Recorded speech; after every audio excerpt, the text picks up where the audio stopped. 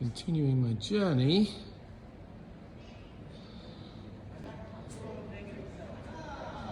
Here's a beautiful place. And here's a beautiful sound check for us to do. Do our stuff. Just a little reminder of where we are. There's the arena. Beautiful, beautiful. Who would have thought we could do stuff like this? And here is our stage. An amazing edifice in itself. There we go, there's some adventure to go on stage. Oh no, it's not Friday. Friday. Oh yeah. Oh yeah. Hello.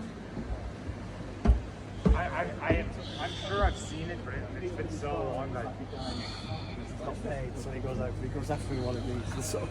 We are chlorate. Hello. Hey. Oh, look, oh, now allergies. Good. Let's add something else to the list. Hey! Hey! Let's see what I see.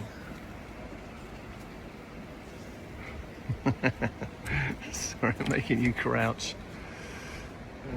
Here we are, set for the first night of the European tour in Berlin. This is what the stage looks like when it's got no light on it.